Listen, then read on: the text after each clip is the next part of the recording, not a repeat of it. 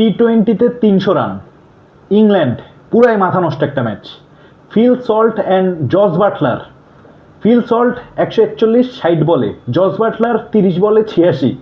South আফ্রিকার বলাররা হয়তো এখনো ভাবতেছে তারা হয়তো কোনো দুঃস্বপ্ন দেখতেছে, কিন্তু ভাই এটা আসলেই দুঃস্বপ্নের মতোই।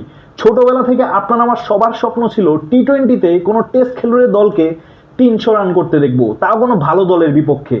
ইংল্যান্ড আজকে সেই আশাটা পূরণ করে দিছে। তার পাশাপাশি বাংলাদেশ যে ইন্ডিয়ার বিপক্ষে টি-20-তে 297 রান খাইছিল, সেটার দাগটাও ভাই সরাই দিছে। কারণ এর চেয়েও বেশি কেউ খাইতে পারবে এটা নিয়ে কিন্তু কেউই কল্পনা করে নাই। কিন্তু আজকে ইংল্যান্ড যেভাবে সাউথ আফ্রিকাকে ধুইছে ভাই, এই রেকর্ড সামনে ইংল্যান্ডও ভাঙতে পারবে কিনা সন্দেহ আছে। তার উপর ফিল সল্ট 60 বলে 141 রান, তা যার মধ্যে 6 বেশি 4-এর চেয়ে। জস বাটলার 30, অন্যদিকে আবার জস বাটলার 30 বলে 86। মাথা নষ্ট একটা ম্যাচ ছিল। যারা দেখেন নাই হাইলাইটসটা একবার দেখে নেবেন। 6 আর 4, 6 আর 4, মানে প্রত্যেক ওভারে আপনি হিসাব করলে মিনিমাম 3টা থেকে 4টা করে বাউন্ডারি আসছে।